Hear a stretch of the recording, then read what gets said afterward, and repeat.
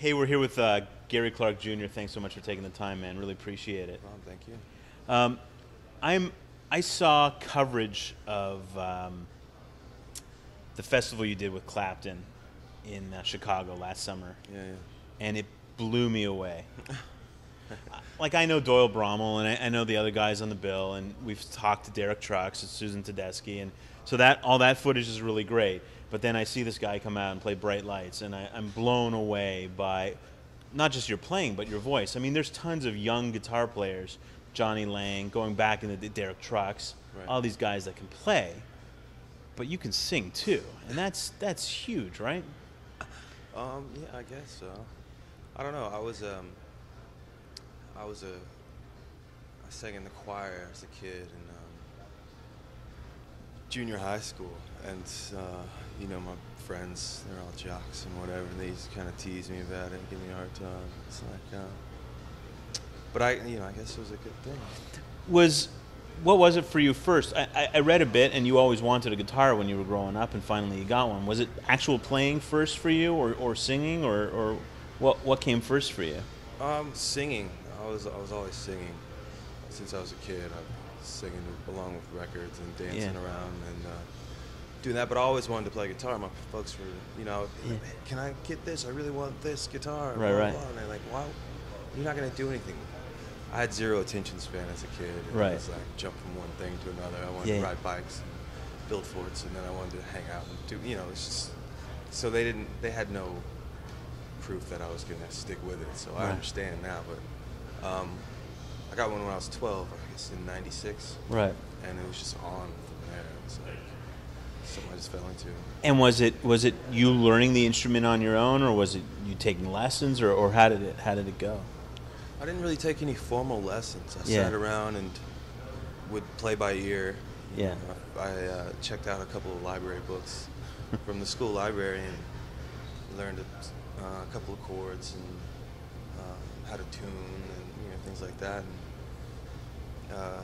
And along with listening to records and that, I had a few friends that played guitar. We all started playing around the same time, and we would learn off each other. What were some of those early records that you were listening to and playing off of? It was everything, really. It was all my parents' vinyl. Right. I would sit there and listen to that and listen to the radio. What was going on? What was popular? Like popular in the late '90s, that would have been grunge, right? That would have been Nirvana and Metallica and all that stuff. Right. And little tapes. It was anything that was anything musical and that had some guitar in it. I wanted to learn it. Right. I would learn guitar from vocal melodies too, just playing along, just anything. When did you decide though that blues was the thing that you wanted to play and that you were gonna play? Well, not really blues. I shouldn't. That's not fair to just put you in that little cabinet. No. But blues and soul music really is I think what you're all about. Right. Well, I started off playing in blues bars, blues clubs as a kid. My friend Eve Monse from Austin as well. She, for her birthday, she wanted to go down and play at a blues jam. Right. I was at this spot called Babes down on 6th Street. It was a little burger spot. And, right. They did this jam, so we went down there and put our names on the list, and they invited us up. We were kids, like high school, freshman in high school or something, so 14. So we jumped into that, and I loved it. We just kept going back, and from there we started, doing gigs up and down the street, and doing other little parties and events, and it was something that I just I didn't realize, like, hey, I'm going into this blues thing. Right. It was just something that we love doing. But as soon as I fell into it and got really into the music, I was, stuck into it. You're from Austin, and Texas in general has a pretty significant blues tradition, and you play at a bar called Antons, which has that Stevie Ray Vaughan, Jimmy Vaughan mystique to it. Is that something crazy for you to be following in the footsteps of such a legend like Stevie Ray? Well, I've never really thought about it like that. Well, fair. It's great. It's a special thing. I met Clifford Antone when I was around 15 years Yeah. old. And immediately took me under his wing and was really supportive of a young guy wanting to play blues. And so, he this was another one of these things where you didn't think about it until after how special it was. But he got me up on stage for the first time at Antons with Hubert Sumlin, Pinetop Perkins, James Cotton. Wow. Calvin Fuzz Jones was playing bass, George Raines on drums. I believe Riley Osborne was playing keys at the time, and he was like, kid, if this is what you want to do, pay attention to this stuff. These are your guys. Get up there and do it. And looking back, since Clifford's passed and a lot of things have changed, I realize how very, very special that was. It still is. Let's fast forward a bit from those early days to what you're doing now and the people you're playing with and they have the opportunity to get up on stage. I mean, is it something for you? Your sound is constantly evolving, obviously, and you're in that Honey Drippers movie, which is a throwback sound, but the music you play isn't. I mean, you're influenced by hip hop artists and soul artists, and when there's a track on the EP where I think, wow, did you steal John Legend's voice? I mean, there's just so much influence in the music you're making. Is that just natural for you that you're just, picking up styles and from all the people around you? Yeah, I think I just love music. Right. I just remember being a kid loving anything that had to do with music. And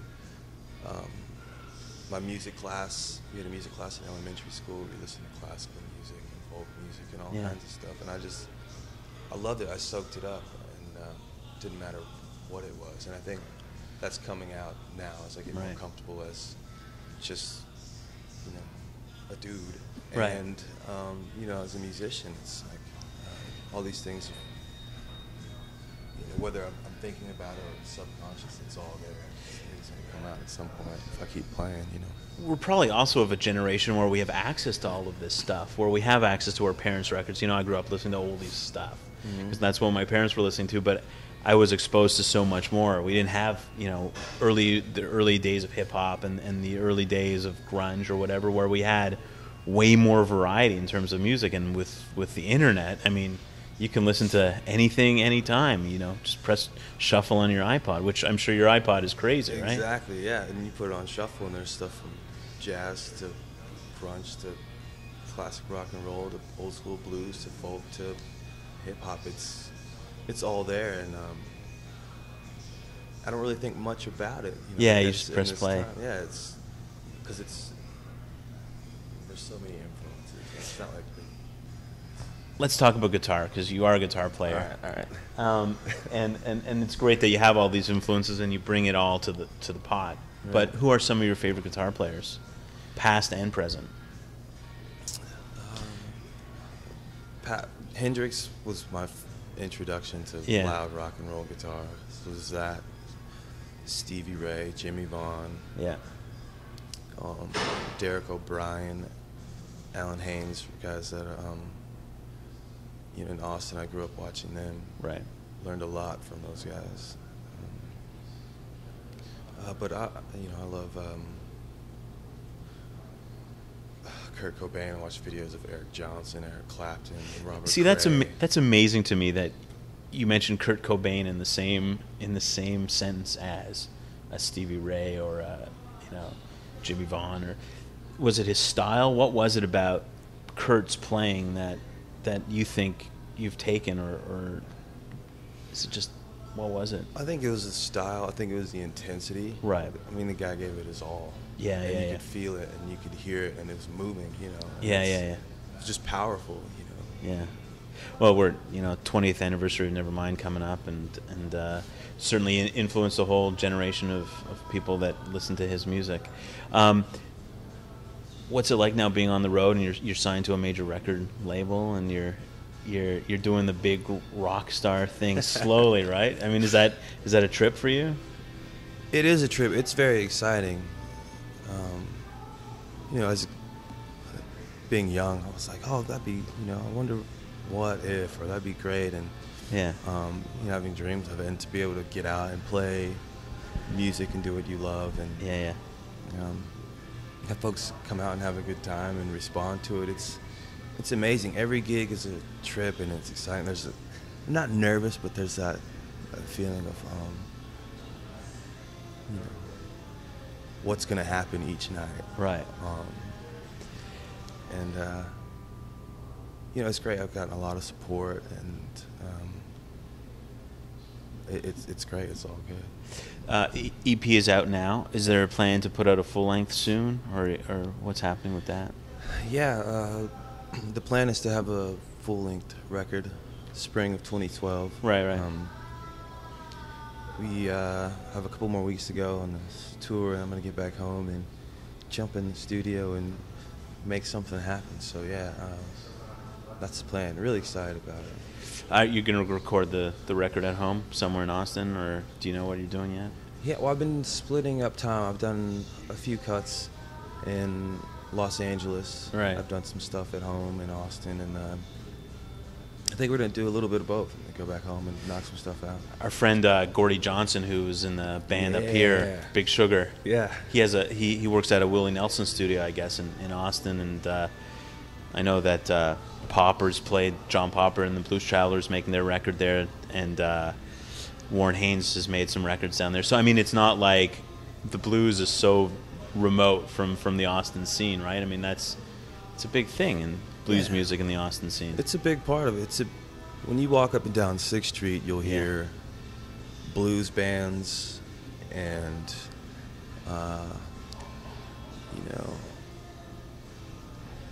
alternative kind of stuff, folk. Yeah, indie rock, whatever. Yeah. And is it true? It's not just during South by. I mean, it's a vibrant music community all year round, right? But during South by, it's through the roof. South by is crazy. Yeah. we played it last year, and I've been there every year. I'm from there, so right. I've seen it. And last year was the biggest, craziest year ever. I've never seen anything like that. Yeah. Is it always like that? It's not always super crazy like that, but there's always music going like that. There's always music in pretty much every venue. Well, that's probably helped shaped the music you listen to, right? Because just the environment of Austin and all the different kinds of music that you're probably exposed to, besides what you hear on the radio and besides what your record collection is, just walking up and down the street probably is you get that vibe of all kinds of music, right? Yeah, I mean, you walk from one door to the other, and you'll go from to like a B.B. King blues, right? To just a hip hop show, right? And it's like door next door next door, and it's like that constantly. What's been the favorite thing thus far for you as a musician in the last year? The favorite thing for me in the last year, wow.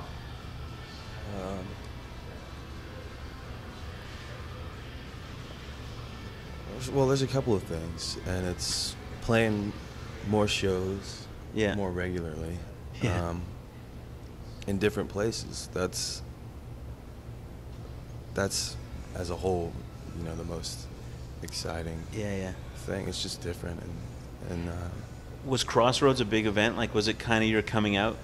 Crossroads was major. That was like the biggest thing that's happened in the last year. I guess it's been over a year ago, but that was crazy to not just be there and watch the guys that I'd grown up watching. I mean, you were talking about Johnny Lang earlier. I was like, oh, there's this young guy doing this. I want to do that. And he's there, and Buddy Guy, and Clapton and Jeff Beck, and it was crazy to see it. And then they gave me an opportunity to get up there and do my thing. I was like, all right, cool. Yeah. But what's crazy about that is, in the mix of Clapton and Jeff Beck and all the guys that are there, if you read the comments underneath some of those YouTube videos, I mean, people are pretty crazy for you, man. It's pretty unreal. Yeah. It's it's pretty unreal. It's Is it humbling? I guess it must be humbling, right? Yeah, well, there's a lot more people watching, I guess, Yeah. now, so I better keep practicing, you know what I mean? I get the impression from what I've seen of your playing that I don't think I think it's at a certain point it's just talent and it's not practice, right? Like do you sit around on the van or wherever you are constantly strumming a guitar and writing? Since we've been out on tour, yeah, I mean, I'll take my guitar up and play, just keep, constantly playing. And are you writing at the same time too when you're playing? Trying. It's a little bit harder to write, and I'm one of those people I need to lock myself in a box, right, and just shut the drapes, and, and get all emotional, yeah, right? exactly. Yeah. Have some place to draw from, but jotting down little notes. This is definitely inspiring to travel. Yeah. Have you been to Canada before? I have. I've been to Toronto. Right. I was here a couple of years ago with the film Honey Dripper, the John Sayles film. So I got to hang out. And just to touch on the acting thing, I mean, is it a musician first, and then if an acting gig comes along, or is that something that you're pursuing at the same time, or? Yeah, musician first. The whole acting thing was kind of came out of nowhere. I wasn't pursuing it, but editor of Chronicle in Austin, yeah, editorial.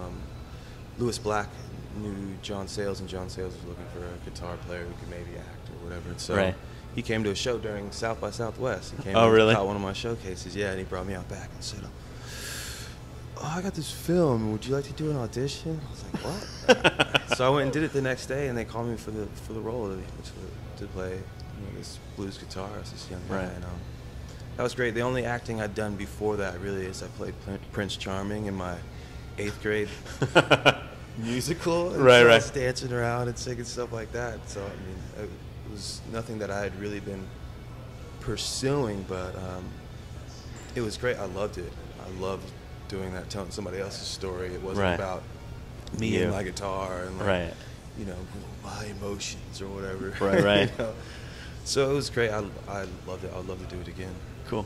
Thanks so much for taking the time, man. I know that you got lots of things going on, and I really appreciate it, and good luck tonight, and good luck on the road, man. I mean, I think, based on what I'm hearing, you're here to stay, and then we look forward to watching the career evolve. Thank you. Looking forward to it. Cheers. I appreciate it. Explore Music wears English Laundry apparel.